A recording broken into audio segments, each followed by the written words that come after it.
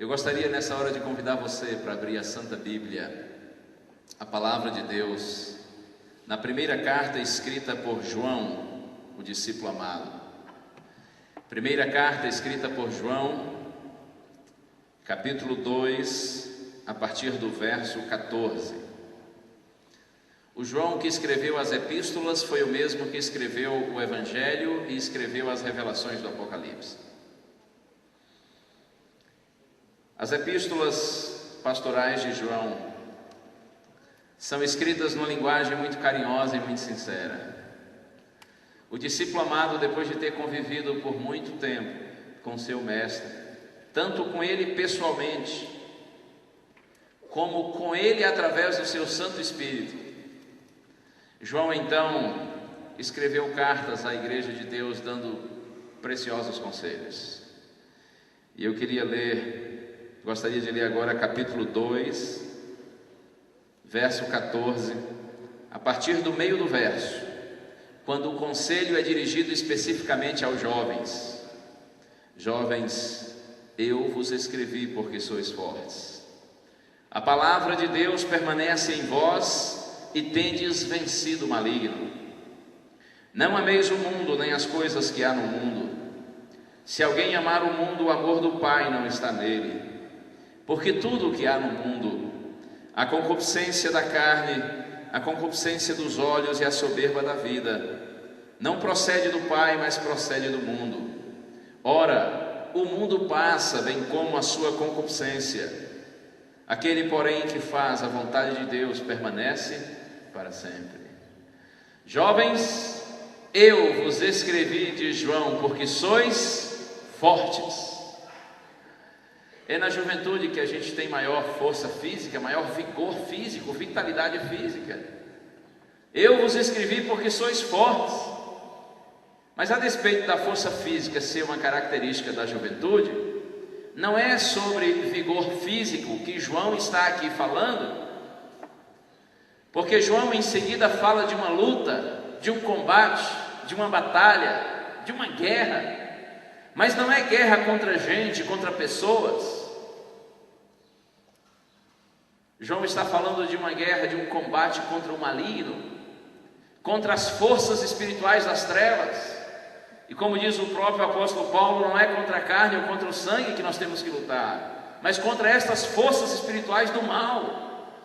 Então, quando João diz assim, eu vos escrevi porque sois fortes, a palavra de Deus permanece em vós e tendes vencido o maligno, João está ressaltando a força espiritual daqueles jovens para os quais ele escreveu. E eles tinham um motivo de serem espiritualmente fortes. Está no próprio verso 14 que nós lemos. Eu vos escrevi porque sois fortes, a palavra de Deus permanece em vós e tendes vencido o maligno. Qual a razão deles serem fortes? A palavra de Deus permanece em vós. O salmista diz assim, escondi a tua palavra no meu coração, para eu não pecar contra ti. E está escrito ainda, lâmpada para os meus pés é a tua palavra, e luz para os meus caminhos. Aquele no coração do qual habita a palavra do Senhor, habita o Senhor, esse é forte na vida espiritual e vence o maligno. Porque se Deus é por nós, quem será contra nós? Nós podemos encontrar muitos motivos para as nossas derrotas espirituais. Inclusive esses motivos podem estar ligados a outras pessoas. Porque assim como pessoas podem nos ajudar na caminhada para o céu, pessoas também podem nos atrapalhar. Mas deixe-me lhe dizer uma coisa. Ainda que pessoas lhe influenciem para o mal, se a palavra de Deus está em seu coração, não há ninguém que vai impedir você de avançar na direção de Deus, porque o nosso Deus e sua palavra são suficientemente capazes de nos manter firmes até a vitória completa, a despeito de todo problema, de toda oposição e de todo mau exemplo. A grande razão de nossa derrota espiritual muitas vezes é a falta da palavra de Deus em nosso coração. é a falta da presença de Cristo em nosso coração. Porque aqueles que estão em Cristo e Cristo está neles, eles vencem o pecado, eles vencem o mundo, eles vencem o diabo, eles vencem a própria natureza pecaminosa deles, porque há poder no nome de Jesus. Bendito seja o Senhor. Aquele que nos tirou das trevas para a sua luz maravilhosa, Ele é suficientemente capaz de manter seu povo na sua luz até o dia final.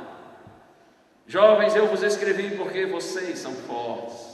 A palavra de Deus está em vocês, e vocês têm detonado, vocês têm destruído, vocês têm aniquilado o maligno, porque a palavra de Deus está em vocês. Mas se a palavra de Deus não estiver em nós, quem aniquila, quem vence e quem humilha é o maligno. E muitas vezes nós vivemos em nossa vida cristã aniquilados, humilhados e vencidos. E a razão não está na falta de poder do Senhor, mas está em nossa indisposição de nos apropriar desse maravilhoso e grandioso poder. Oh, meus irmãos, esses jovens para os quais João escreveu em primeira mão, porque é óbvio que sua carta se aplica à igreja de Deus em todos os tempos, mas esses jovens para os quais João escreveu primeiramente, eles eram um exemplo de vitória na luta contra o mal, porque a palavra de Deus estava no coração deles, e tomara que esse exemplo fique para nós todos. E na sequência do texto, João diz: não ameis o mundo nem as coisas que há no mundo. A expressão mundo aqui não se refere ao planeta. Não amem a natureza, não preservem, não cuidem da natureza, pelo contrário, destruam tudo, acabem com tudo. Não, claro que não. A expressão mundo aqui não é no sentido de planeta, do aspecto físico. A expressão mundo aqui também não é em relação a gente, a pessoas. Não amem as pessoas. Agora que vocês se tornaram cristãos, que a palavra de Deus está no coração de vocês e que vocês estão vencendo o maligno, vençam também as pessoas, desprezem as pessoas. Não, claro que não. A natureza deve ser cuidada e preservada, não venerada, idolatrada como alguns ecologistas fazem, mas nós cristãos devemos estar entre os preservadores da natureza. E as pessoas, ora, se a gente cuida da outra criação de Deus, quanto mais deveríamos nós cuidar, amar e respeitar a obra-prima da criação de Deus, que são as pessoas. Então, quando João diz aqui, não ameis o mundo, não é em relação ao planeta, não é em relação às pessoas do planeta, mas é em relação à maneira como os seres humanos comumente vivem, separados de Deus. João aqui está se referindo ao estilo de vida característico daqueles que ainda não são convertidos e que se envolvem com tantas futilidades, com tantas banalidades, com tantas tolices. Algumas coisas que até são atraentes, são fascinantes, são brilhantes e que trazem algum prazer, mas é um prazer efêmero, passageiro, muito curto e que traz um preço muito alto em consequência. Não amem esse estilo de vida das pessoas não convertidas. Não vivam essa realidade mesquinha de quem está alienado de Deus e dominado pelos sentimentos, pela atração e pela força da carne. Não amem este mundo, porque o mundo passa, bem como sua concupiscência, bem como seu fascínio, sua atração, seu pecado. O mundo passa, mas aquele que faz, diz João, a vontade de Deus permanece para sempre. Bendito seja o nome do Senhor.